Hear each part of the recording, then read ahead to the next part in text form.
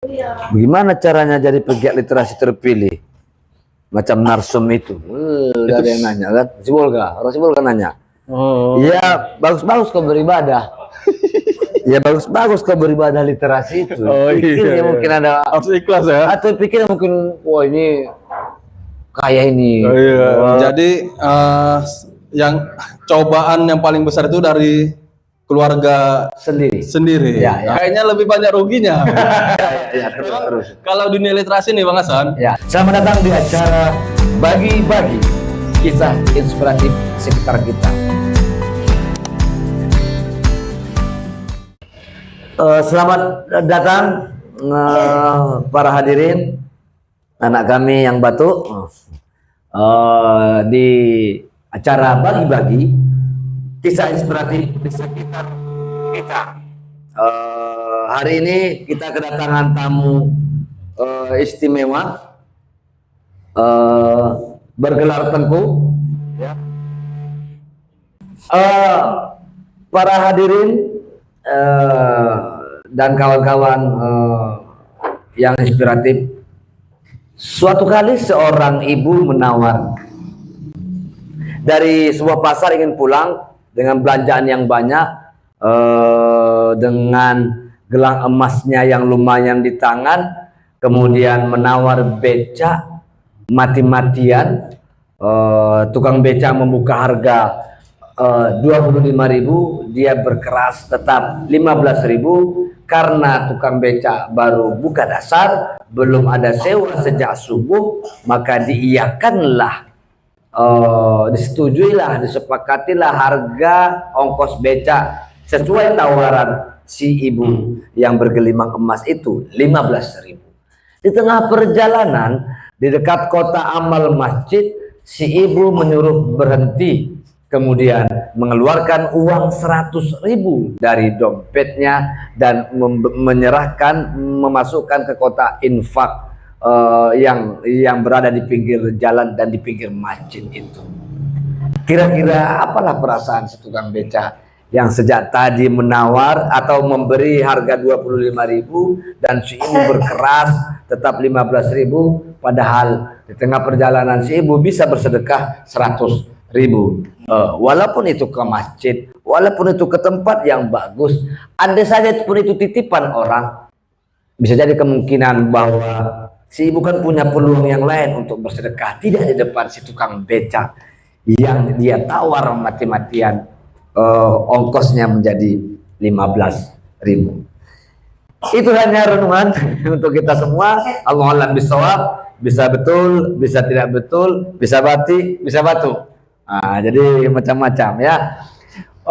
Tengku Muhammad Faisal, saya menganggap beliau ini di satu sisi orang yang sok kaya, sok hebat.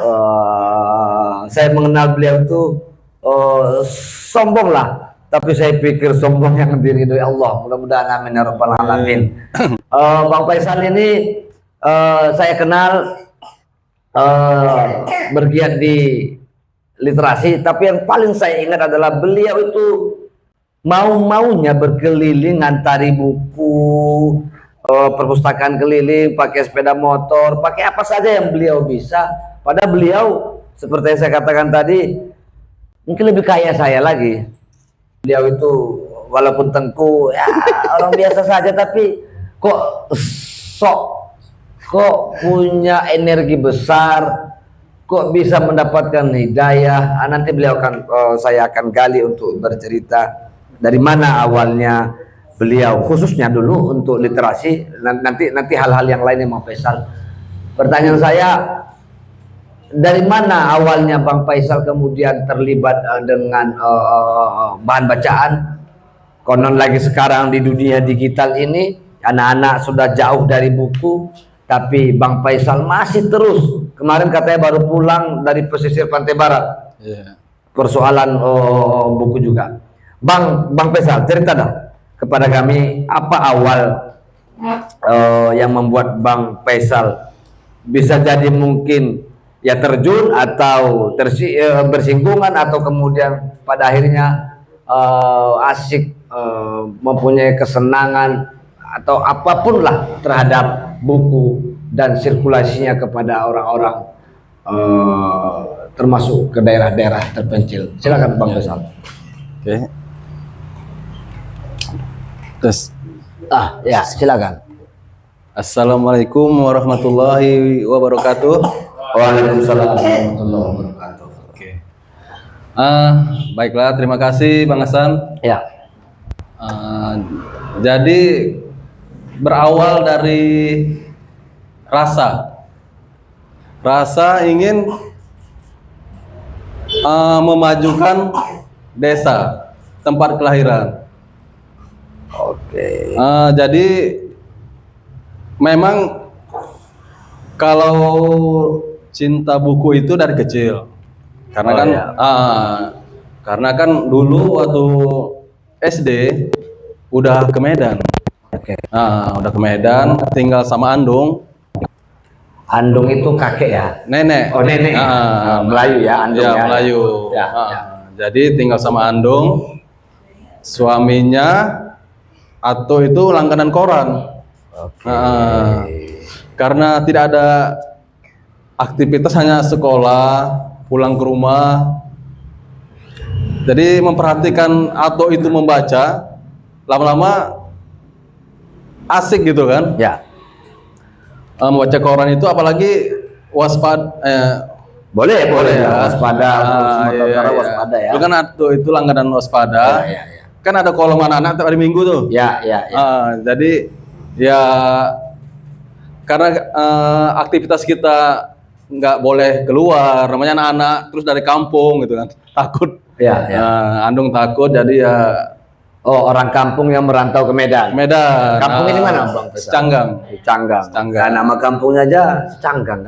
Jauh dan tidak tahu. Jadi kalau Stabat beda Canang sama Canggang ya. Stabat belok kanan. Belok kanan. Kalau tidak salah di sana ada namanya Kampung Bali juga. Kampung Bali itu ke arah Stungkit. Oke, baik. Nah, setelah tadi pengalaman pertama kemudian membaca koran lah ya. Koran, kemudian tanpa sadar tertariklah dengan tanpa sadar tertarik, terus bekerja pula di sebuah penerbit. Oh, sempat bekerja di sebuah penerbit top ya? Iya.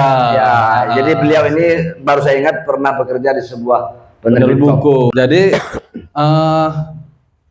terulang lagi ke masa lalu kan.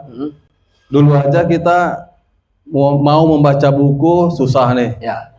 Tapi setelah kita kerja di penerbit, ya. Terpikir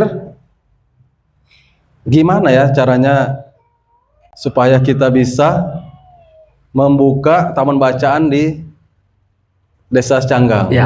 Balik lagi kan. Ya. Yang ini itu, terus kita pun mendapat akses buku itu gampang. Oke.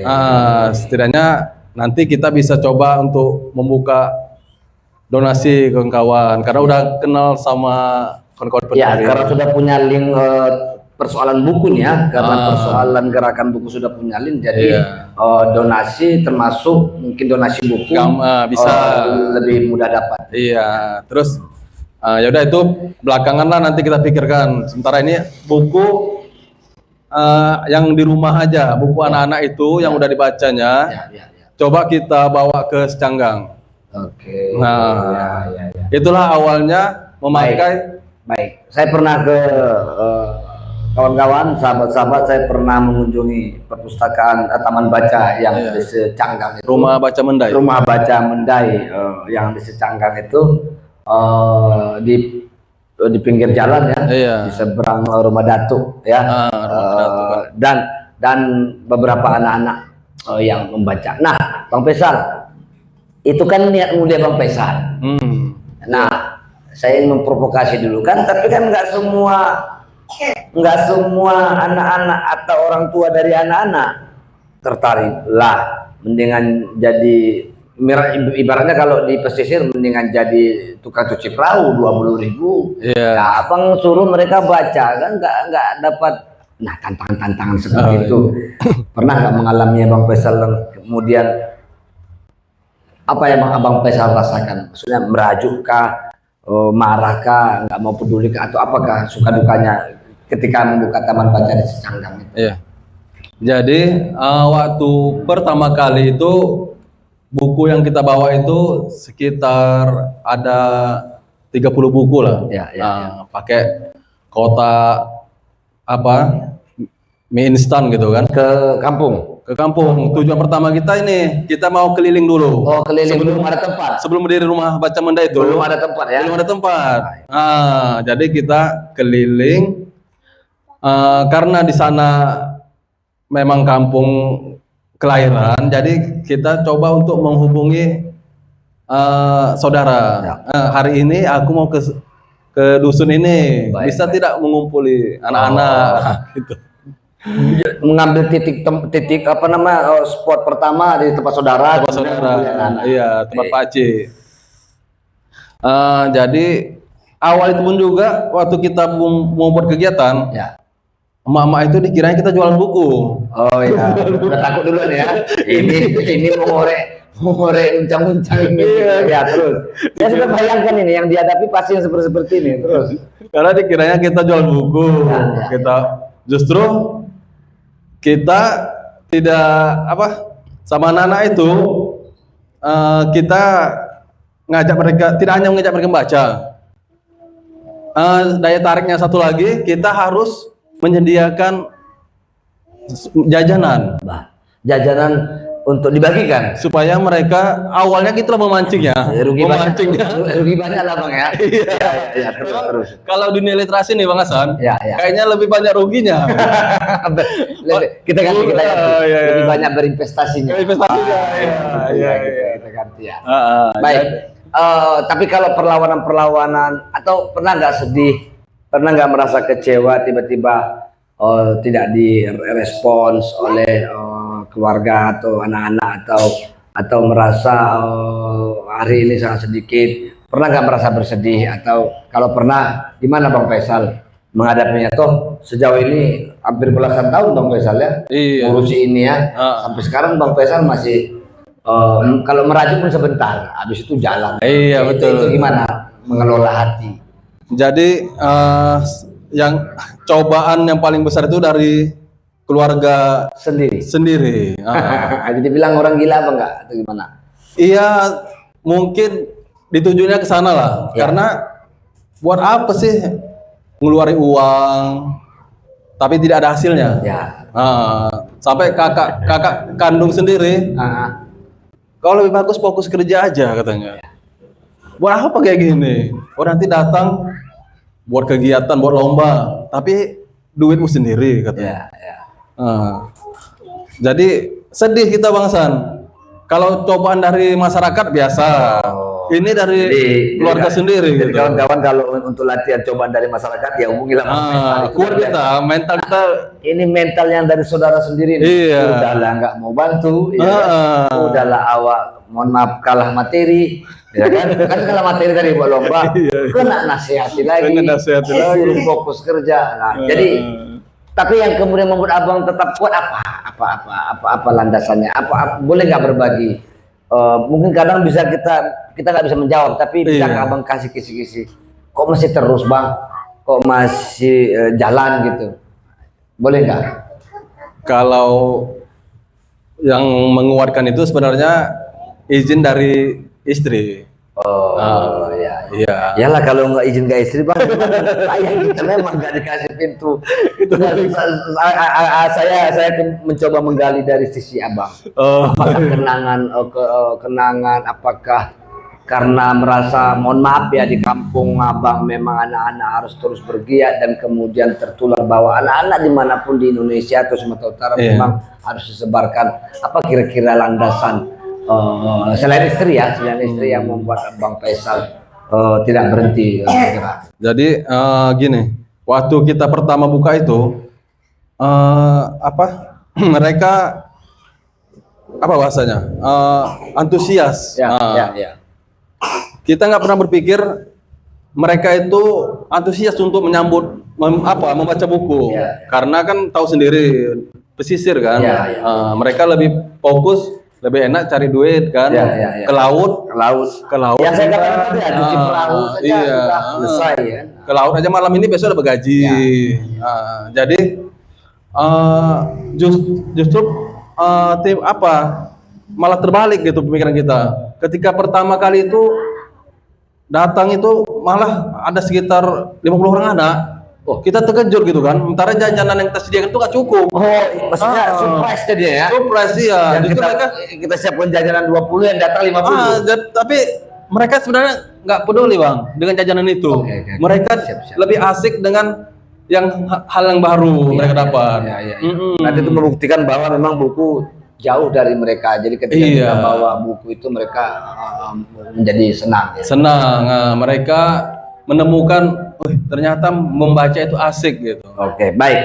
Itu kan di antusias pertama. Nah, kemudian maka saya ingin bertanya tadi di ujian-ujian selanjutnya, Bang Faisal, selain dari keluarga tadi, ada nggak hal yang membuat abang pernah merasa patah semangat? Itu sangat manusiawi lah menurut saya. Mungkin bercerita kepada kita bahwa kita juga manusia, kita juga pasti punya momen-momen sama seperti Iman, momen imannya turun kemudian naik. Pernah nggak bang merasa berada di fase-fase terendah dalam hal terus bergiat di berbagi buku kepada orang-orang banyak? Ya, jadi selang berapa lama nih kan kita main dusun ke dusun, terus ada berapa remaja-remaja mulai tertarik untuk bergabung. Jadi relawan. Terus karena mereka asik bergabung, kita coba mencari tempat. Bagaimana nanti tempat itu dikelola sama remaja setempat. Oke, tadi masih berkeliling ya, dusun ya. Ini sudah mencoba mencari tempat ya. Karena udah ada mulai yang pingin gitu kan, relawan tadi ya. Relawan. Jadi sudah dapat tempat, kita rekrut berapa orang, termasuk ada guru juga. Jadi selang berapa lama aktif nih. Setiap 17-an kita buat lomba dengan dana sendiri, tidak ada minta ke sana. Kita nggak pandai masuk proposal. Saya memang menganggap berapa sama orang-orang seperti ini, kawan-kawan, orang gila ya. Ini orang gila pakai dana sendiri, nggak ada yang bantu, nggak bisa bikin proposal, tapi jalan terus. Hanya kolaborasi lah itu, kolaborasi baru kan. Jadi bagaimana nih anak-anak ini biar semangat kalau karena kita tinggal di Medan. Ya pasti nanti kalau ada kegiatan kita serahkan aja. Kita buatkan baju Bang Hasan, buatkan baju walaupun kaos tipis, kaos partai gitu. Biar mereka senang ya kan. Pokoknya tetap ada ya. Iya, kita buat rumah baca Mendai gitu kan. Baca Mendai ya. Mendai biar mereka bangga. Terus kan, tapi inilah dia memang ujian tadi. Kita orang tuh mungkin heran mungkin kan, kita kok bisa buat kegiatan, kita kok bisa membeli baju. Bilang abang ini kita nggak punya donatur. Tapi kok ada aja. Kok ada aja. Tanya abang-abang ini mau nipu. Tanya mana dapat gitu. Dari Kementerian Lingkungan Hidup. Ini dari pustaka daerah. Tuduhan itu ya. Bisa jadi, wallahu alam lah itu ya. Terus untuk membagian mereka itu Bang Hasan, ada kegiatan kita dulu pernah bergabung dengan yang namanya tanam menanam lah di Medan ini. Tanam bakau. Kita ajak mereka. Kita sediakan nanti transportasi sendiri. Jadi udahlah. Setelah itu ya terbalik lagi tadi. Mereka berpikir mungkin seperti itu. Lama-lama ada isu-isu nih, bisik-bisikan bahwa abang ini ngejopi kita gitu ya.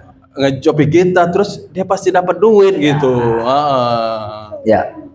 Jadi ya, padahal udah kita jelaskan gitu kan. Kita ajak mereka berkomunitas dengan lain, kenal itu supaya mereka mempunyai wawasan gitu kan. Jadi tidak pikirannya mengolah. Kalau bahasa kampung Canggang mengolah ya. Kalau bahasa Medan mengelola. Baik, tapi kecintaan Bang Faisal terhadap pekerjaan ini, mohon maaf, latar belakang pendidikan Bang Faisal bukan juga pustakawan ya kan? Bukan pustakawan ya, bukan juga apa? terkait dengan perbukuan ya? Tidak. Tidak ya? Tidak. Jadi tapi kemudian saya mengatakan dapat hidayah. Kalau Bu Dwi kemarin itu mengatakan bahwa kita itu dua, orang-orang terpilih atau orang-orang pilihan. Nah, katanya kepala perpustakaan yang lalu, perpustakaan Pemprov Su ya, mengatakan bahwa kawan-kawan yang seperti Bang Faisal ini adalah orang-orang pilihan, bukan terpilih. Kalau terpilih itu masih ini udah dipilih. Nah, kalau terpilih itu masih dalam proses. Nah, Bang Faisal, saya pernah mendengar Bang Faisal berkeliling naik sepeda motor, kalau bahasa Medannya naik kereta. Tadi masih diusul di Secanggang, ini udah mulai merambah ke ruang lingkup Sumatera Utara. Itu ngapain? Ya, kalau boleh tahu. Jadi setelah Secanggang, kita coba untuk Langkat nih Bang. Ya. Langkat itu kita pingin membuat Langkat membaca dulu. Langkat membaca. Jadi kita coba untuk merambah setiap kecamatan di Langkat. Ya. Dari sungai sampai bukit kita terabas saja dengan kereta. Naik sepeda motor. Sepeda motor. Baik, kalau naik sungai naik GT lah ya, apa? GT naik perahu nyebrang pulau kan. Ya. Jadi setelah Langkat kita berpikir lagi buat program. Kita coba awalnya Sumatera Timur, pantai timur dulu. Pantai Timur dulu. 2018 sekitar 2019 gitulah, masih kerja nih, masih kerja. Pantai Timur kita buat program menggandeng Formalindo. Ya. Formalindo itu naungan kami di Langkat. Wadah kami lah itu. Dari penerbit ya. Forum Masyarakat Literasi Indonesia. Langkat. Jadi Pantai Timur kita coba dari Langkat sampai Tanjung Balai. Itu setelah kita kenalan sama kawan-kawan di kegiatan magang literasi di tempat di lingkaran. Ya, di TBM lingkaran. Dari situ kita coba cerita sama kawan-kawan, kalau nanti kami keliling Pantai Timur boleh singgah ya. Nah, itulah modalnya. Baik, modalnya pertemanan ya. Silaturahmi. Keliling itu untuk apa? Hanya untuk keliling main-main kah, atau membawa apakah, misi apakah? Misinya kita mau menguatkan literasi supaya kawan-kawan di daerah tidak merasa karena mereka jauh dari pusat kota, supaya mereka kita sering undang nih ke kegiatan. Supaya mereka tidak berkecil hati lah. Jadi kita mencoba untuk jalin silaturahmi. Padahal kampung Abang Secanggang juga jauh dari kita ya. Makanya saya bilang abang ini sok kaya, sok paling dekat, tapi dia pun nggak sadar lah ya. Kampung pun juga jauh. Terkadang ngurusi orang lain tapi tergadai kampung sendiri. Nah, saya dengar dulu Bang Faisal pernah program tukar buku, mengantar buku untuk dikongsikan ke yang lain atau di-share ke yang lain, itu gimana ceritanya? Jadi keliling ini pun Bang, kita bawa buku juga. Bawa buku juga. Jadi setiap rumah baca yang kita singgahi, kita kasih cenderamata lah untuk buku kan, biar mereka mereka ini sering bilang buku kami sedikit, bagaimana caranya supaya dapat, padahal aku ngemis juga. Iya. Minta juga. Iya kan, makin pas saya mengatakan abang sombong ya. Terus, padahal awak pening juga sebenarnya, karena tadi seperti ada tanggung jawab. Nah, jadi kita usahakan lah setiap daerah itu kita kasih 5 buku gitu. Terus nggak berkecil hati. Kita pun buat kegiatan juga, kayak kemarin ke Pantai Barat gitu kan. Kita singgah ke sekolah buat kegiatan.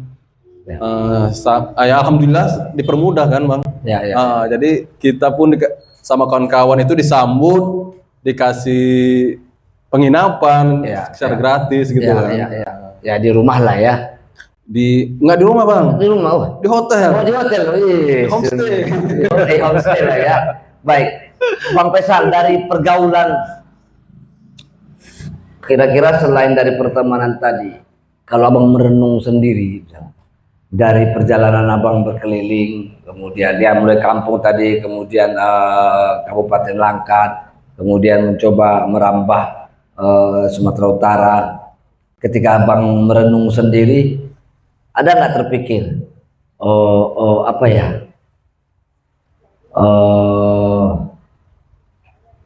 sampai kapan aku akan seperti ini? Atau jangan-jangan bahkan sampai ke surga pun aku akan seperti ini. Saya ingat saya ketemu dengan pernah diundang oleh Mata Najwa Agus, apa namanya lupa, seorang security atlet PON Papua angkat berat. Saya ketemu di Agus Mandowen, kalau nggak salah bisa klik di Google nanti, Mandowen atau Mandoan saya lupa. Tapi saya ketemu langsung, saya katakan, saya pernah nonton dia di Mata Najwa juga. Saya tanya, kok mau ngantar-ngantar buku pakai noken? Noken itu tas yang yang dipakai ibu-ibu Papua, mama-mama Papua itu di kepala. Oh iya. Ya, tapi biasa kan kalau mama-mama Papua isinya kelapa sayur. Nah, kalau dia buku. Nah, dia kalau apa kan masih naik kereta. Iya. Nah, itu orang gila juga naik, bukan naik kereta, jalan kaki pakai noken. Jadi pertanyaan saya sederhana, Bang, Kakak Agus, kenapa Kakak Agus mau mengantar buku itu ke daerah-daerah, diantar dan ditunggu sampai sore, setelah selesai anak-anak itu baca dia kemudian pulang. Sampai dibilang keluarganya dia gila. Dia security di sebuah sekolah SD, tapi dia peraih medali PON angkat berat. Apa jawabannya? Oh, Kakak Hasan, saya cuma punya otot besar tapi otak tidak ada. Maksudnya dia mengatakan dia tidak pintar. Saya cuma punya otot besar, saya atlet, saya dapat medali toh, tapi saya bodoh. Saya tidak mau itu anak-anak Papua bodoh seperti saya. Saya ingin anak-anak Papua itu pintar-pintar. Nah, saya cuma berpikir orang yang mengaku bodoh seperti ini saja pun masih mau berbuat untuk memintarkan anak-anak. Nah, kita yang pintar ini, saya yang, atau kita lah, atau kawan-kawan sahabat yatim yang rata-rata kawan-kawan yang misalnya pengasuhnya yang berpendidikan kok, dia mengaku setengah pintar, setidaknya kok kadang bermalas-malasan, kadang patah semangat. Nah, makanya saya ingin tanya ke Bang Faisal, sampai kapan Bang Faisal ingin melakukan hal seperti ini? Enggak jelas loh keuntungannya bagi Bang Faisal. Ya tadi di hotel apa segala macam itu kan nggak ada perjanjian. Ya kadang dapat, kadang tidak, ya kan, karena juga tidak di hotel. Hal-hal seperti itu oke lah, kadang bekerja sama dengan pustaka segala macam, atau dapat bantuan, bukan bantuan sepeda motor, bantuan kotak kalengnya itu kan, box, hanya box bertuliskan iklan, tapi boxnya macam along-along namanya. Iya. Sampai kapan Bang Faisal, kalau boleh tahu? Kalau abang merenung sendiri. Iya.